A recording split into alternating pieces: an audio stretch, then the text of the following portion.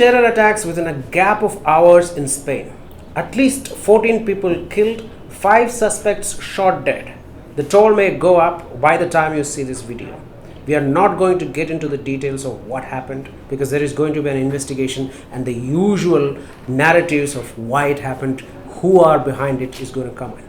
It is clear that it is an Islamic State attack, a jihadist attack. The question that I'm asking today is, given the age of some of the suspects in many of the attacks in Europe, what is it that makes young men in Europe go into jihad and target innocent civilians? There must be something wrong in the way they feel about how they are treated in their societies in Europe. Well, perceived injustices against minorities in Europe is something that has driven a lot of these terrorists who involved in such attacks. But please also do not forget that a lot of these young men who have been involved in attacks are the ones who have gone to Syria or to the other places where Iraq or other places where ISIL has been active. They have fought on the front lines, and then now as IS's so-called caliphate shrinks, they are making their way back to Europe. And there have been innumerable instances when the investigation is conducted that the investigation agencies find a lot of these young men had already been flagged to security agencies, and yet very little was done to curb their activities. As you said, perceived injustices, but also at the same time, these are trained terrorists who have only one mission in life: to carry out such attacks. But let us talk about jihad per se. These are young kids, most of them are young kids, and do they have the sort of indoctrination? Do they have the understanding that actually makes them do these terrible acts of violence? What is jihad? Well, if you really want to look at it from a theological perspective, their understanding of jihad is what a majority of Muslims who are not into such activities think is wrong. This is a very twisted, a very perverted brand of Islam that the Islamic State has taken for itself, has propagated among these young men and women, and tried to get them involved in all these activities. So I would say yes, they are very thoroughly indoctrinated, but these are not the theories they believe in are not reflective of real Islam. So I think there is also a path. If you go by the profiles of the suspects in, let's say, France, the Paris attacks, etc., there seems to be some sort of a pattern. The Brussels attacks also. These people live in areas that are segregated from the mainstream society. They get into all kinds of petty crimes. They are part of thug groups, and then their alienation is so much that they then get radicalized easily, particularly online, and then they become terrorists. So is it also about not getting enough life opportunities in terms of education, in terms of jobs, etc.? Historically, minorities in most of these European countries, especially the minorities who have come in as refugees, if you look at them, they really haven't had the best of opportunities. Some of them haven't had the best of education.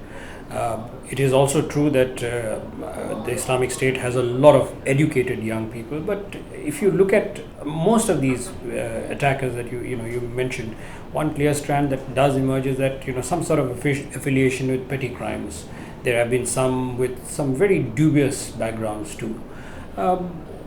I really don't know if it's just the lack of opportunities that kind of drives these people to take up such a life and carry out such dreadful attacks. Maybe some of them feel that the entire community to which they belong is being persecuted. But I mean, is that even true? I really don't know, because I think by and large most of the European countries, you have divided opinions on refugees coming in, but I think by and large the Europeans have accepted them in a fairly good way, although maybe the integration of these communities has not been to the level that most people would desire. I think my last question to you is something that personally sort of occurred to me, that the Islamic community, the what is called the Ummah, or the larger mainstream Muslim community, I think should come forward more proactively in denouncing these acts of terrorism, and even come out in large numbers onto the streets to denounce it, because there is always the doubt that whether they are getting some sort of, these terrorists are getting some sort of support from the community. If you look at the last few years, there has been a lot of people trying. I mean, I'm not just talking about extremists, but a lot of people have been trying to go back to the basic Islamic ideals, and that has led to all sorts of clashes, especially among people, these refugees who have settled in Western countries, where if you really go strictly according to those Islamic ideologies, it may be very difficult for you to integrate. But I don't think that it's just a question of the community coming and if you really look at it, there has been a lot of cooperation between these communities and the authorities in European countries. Possibly what we need to do is, and what we need to see is a greater mobilization within these Muslim communities to prevent these young men being swayed by these horrible, dreadful ideas that are propagated by the Islamic State. And these are all twisted interpretations of Islam. These are not real Islam. So, but then also keep in mind that a majority of young Muslims are not joining the Islamic State. But even those who do join present a very clear and present danger. The continuing decline and defeat of Islamic State in Iraq and Syria offers a great opportunity for countries in the European Union, in the European region, to actually try and drive away Muslim youth from extremism. This is also an opportunity for the larger Muslim communities in these regions to actually try and get their youth integrate more into the mainstream.